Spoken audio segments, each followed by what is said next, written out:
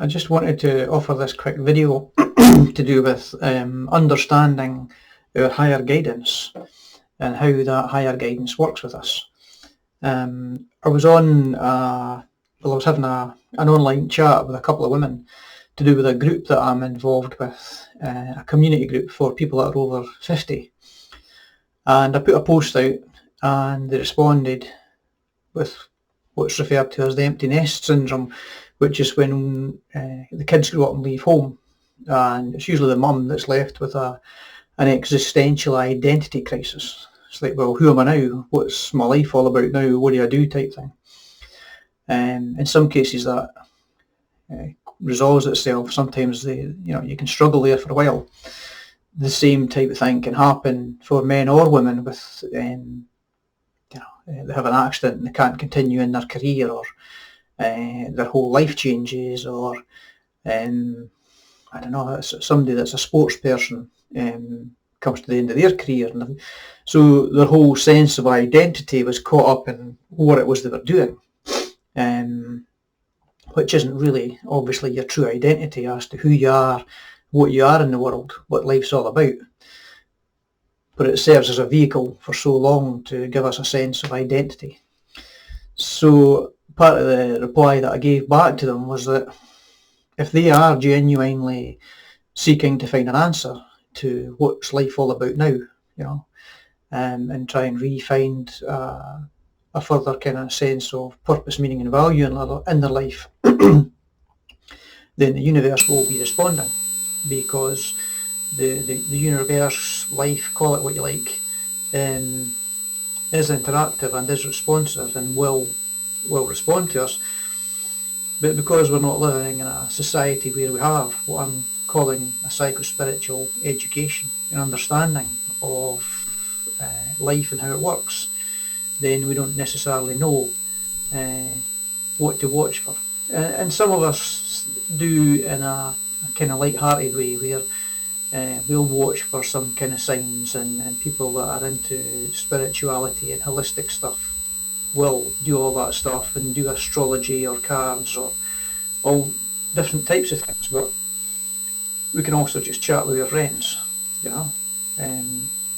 with regards to, and it could be anything that you want. If you're genuinely seeking, and it doesn't have to be that you're kind of deliberately telling yourself that you're seeking. If the reality is that there's something you're seeking, then there will be a response.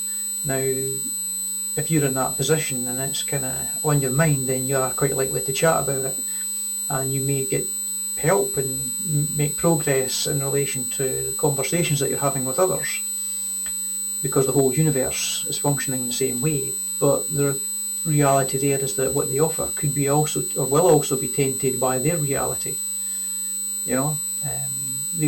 So if it's somebody called Jane, then Jane will be offering something through Jane tinted glasses, for instance.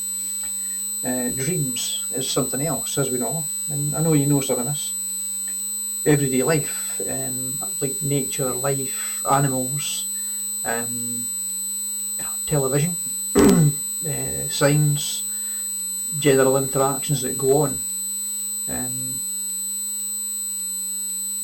But you can also have sudden insights when you are perhaps doing something quite mundane.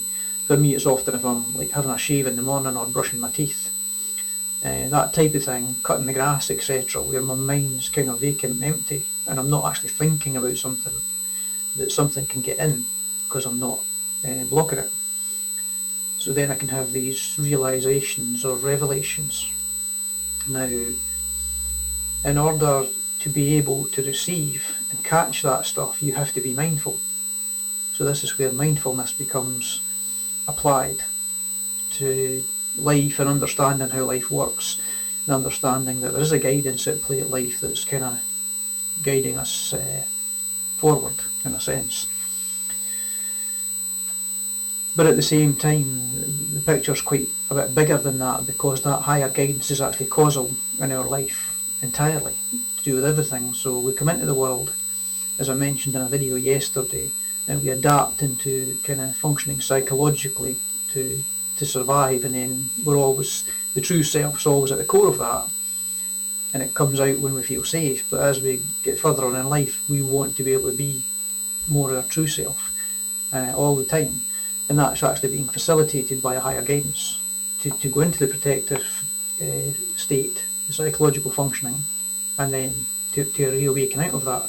So self with a capital S is always causal in life, good experiences, bad experiences, and so it kind of causes us to do what we need to do to protect ourselves, but then it causes us to reawaken and self-realise and self-actualise and become all that we truly are. Now, the reality at the same time then is whatever this want is, it will be relating to, how can I put this, there will be something that you are ready to untangle from childhood, and this want might receive or will receive a response if you are able to apply the techniques I'm saying and be able to see what's being offered but from that guidance. But it will trigger you. It will trigger something that's caught up in that psychological level of functioning from childhood, and so that makes it tricky. That makes it difficult.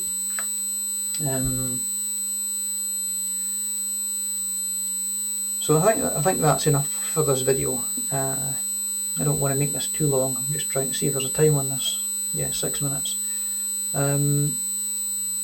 Because what I'm about and stepping more into is helping people to see that there is spiritual guidance going on in life, as we call it, regardless of whether you're religious, atheistic, agnostic, doesn't matter. As I've mentioned in a video, I went through a whole midlife crisis, spiritual awakening, and I wasn't into any religions or anything, and it was difficult, but it's got me where I am now, and I can help other people. So the invitation is to be aware that if there is something that you're seeking or wanting, to see firstly if you're conscious of it, and then play with it, in a sense, experiment with it. And you will get a response, but as I say, it's probably going to also be difficult and something that will trigger you, because that's also what it's designed to do.